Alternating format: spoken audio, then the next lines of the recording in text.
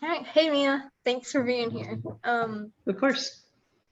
First, could you tell us a little bit about yourself? Sure. So my name is Mia Rodriguez. I'm 29 years old. I was born to two very Mexican parents in San Antonio, Texas. Um, Back in 92, I was the second of four children. We were all fairly close. My older brother was a year older than I was. My youngest sister is exactly 4 years younger than I am. We grew up for about 9 years there in San Antonio with a very Hispanic neighborhood, and then moved up to this tiny town in North Texas, very backwater, very country, for the next 9 years until I graduated high school. Other than that, went to BYU, graduated my 4 year degree in computer science, and I've been working for a engineering company now for about 6 years. Sweet.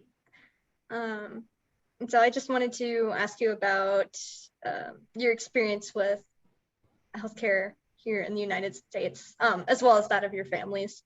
I know that Hispanic and Latino cultural values are super important to consider, like as healthcare workers.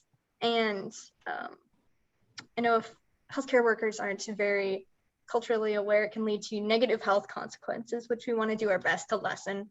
So could you tell us about how your culture has influenced your family's attitude towards seeking and receiving medical care, if at all?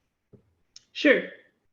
So it has impacted, I believe, all of us to some degree, even to the present day. But it even started right after my parents arrived from Mexico. Roughly a year after they arrived is when they had my older brother.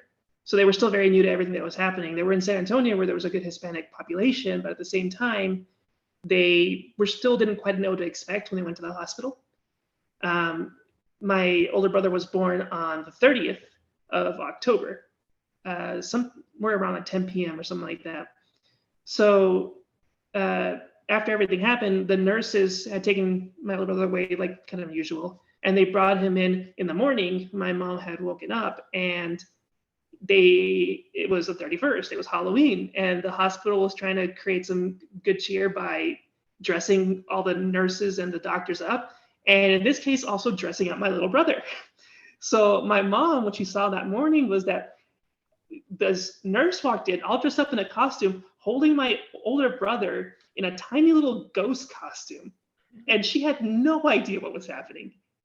She laughs about it now. She thought it's hilarious, but back then she panicked because why all of a sudden was her baby dressed up like a ghost? She got all stressed and worked out, and it took a little while for them to explain that Halloween, no, that's what this day was. So everybody just dressed up, and it was just a little celebration. So it definitely made my mother a little uncomfortable to have that happen, but it could be something where she just didn't know this was happening in this hospital, and nobody had thought to warn her about it. Mm. So does that make her a bit less inclined to seek medical care? So you said it's easier for her now, but do you think that just the do you think there's anything else that might stop her from like receiving medical care or being willing to? True. Yeah, for sure. And then there isn't like one event that suddenly scarred her forever and didn't want to do any medical care. She got over it. It was a shock for sure, but she got past it. But there was definitely a hesitance in my family growing up of going to the doctor, for example, for a checkup, or going into the hospital if we had a serious concern. My parents were much more prone to looking for remedies at home or consulting with friends that they trusted for medical advice before they made the step of actually taking us to the doctor or something else like that. Because of the way that how strongly religion was integrated with their lives as part of their culture, they also tended to rely on those religious leaders for advice. And so I always felt like it was always a process before any of us actually got to the doctor's office to receive care, because my parents were always maybe unknowingly looking for other solutions before they turn to the actual healthcare system. Okay.